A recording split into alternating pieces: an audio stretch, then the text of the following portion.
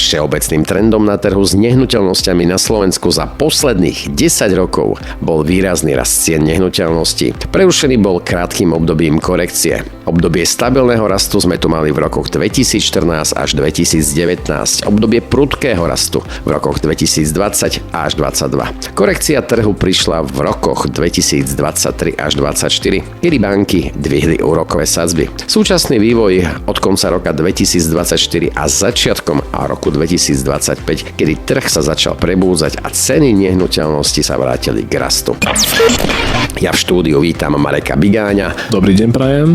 Z realitnej kancelárie Connex Reality, ktorá pôsobí na realitnom trhu od roku 2008 a rovno sa ho opýtam, či sa oplatí investovať do nehnuteľnosti a či je to bezpečná investícia. Čo sa týka dlhodobého hľadiska, určite áno, pretože nehnuteľnosť je dobrý artikel z viacerých dôvodov. Jednak z dôvodu likvidity. Ďalšie hľadisko je to, že okrem samotnej investície získa klient pasívny príjem. Môže získať, pokiaľ chce. Že to viem prenajať. Čiže to viem prenajať. Viem získať dobrého nájomníka, možno s pomocou aj realitnej kancelárie, ktorá mi ho vie nájsť a vie garantovať právne, že ten nájomník bude platiť nájom na čas a nebudú s ním nejaké problémy. A tým pádom, okrem toho, že sa mi nehnuteľnosť zhodnocuje, to zhodnocovanie znamená, že mi minimálne zachová hodnotu tej vstupnej investície, čiže pokiaľ je inflácia, tak o tú infláciu tá cena nehnuteľnosti narastie. A plus mám z toho pasívny príjem, ktorý mi mesačne vie vykryť výdavky buď moje osobné, alebo ak to kupujem na hypotekárny úver, tak mi môže dokonca vykryť aj splátku hypotekárneho úveru. Moja druhá otázka je, kedy je dobre kupovať nehnuteľnosť? Myslím si, že ak niekto teraz zvažuje kúpu, tak je na to vhodné obdobie, pretože očakáva sa aj v najbližšom období ešte rast cien nehnuteľnosti, keďže úrokové sadzby banky postupne znižujú, už to je vidieť na hypotekárnom trhu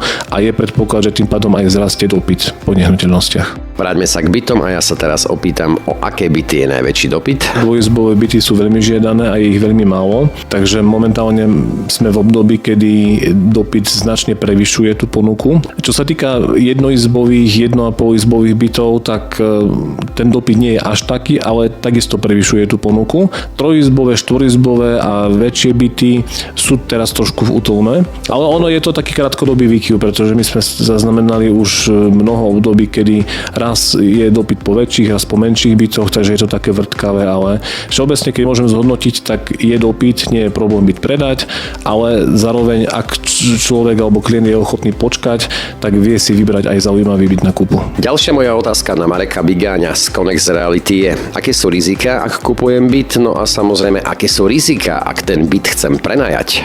Pokiaľ mám dobrý právny servis, keď využijem služby realitnej kancelárie alebo dobrého advokáta, tak po právnej stránke som chránený, čiže mám vo vlastníctve danú nehnuteľnosť, tak tam naozaj sú výnimočné prípady, že sa objavia do budúcna nejaké potenciálne problémy, ktoré musím riešiť, takže tam istota je. A riziko je ešte možno pri prenajme nehnuteľnosti, tam tiež je dobre, pokiaľ klient využije služby realitnej kancelárie, lebo máme skúsenosti také, že sú nájomníci, ktorí na prvý pohľad vyzerajú v pohode, vyzerá, že áno, je to seriózny klient, ktorý má pravidelný príjem, ale nemusí to tak byť. Takže týmto sa treba určite vyhnúť a v tomto smiere vie pomôcť realitná kancelária, kedy vie preveriť toho klienta, vie zistiť informácie, či nemá nejaké podĺžnosti, či nemá exekúcie, či je naozaj zamestnaný, keď deklaruje, že má nejakú prácu. A to sú také základné atribúty, ktoré sú garanciou toho, že je to zrejme klient, ktorý je seriózny a má v úmysle byt užívať a platiť za ňoho mesačný nájom. Bavili sme sa o tom, kedy je dobre prísť zainvestovať a kúpiť nehnuteľnosť, no a teraz sa opýtam, kedy je dobre predávať nehnuteľnosť. Ak tú nehnuteľnosť vlastním dlhšie, to znamená minimálne 5 rokov a viac, tak je to jedno, pretože určite tá nehnuteľnosť má väčšiu hodnotu, ako keď som ju nadobudol. Ak je to kratšia doba, že teraz sa mi zmenia okolnosti na rýchlo a ja to potrebujem riešiť promptne,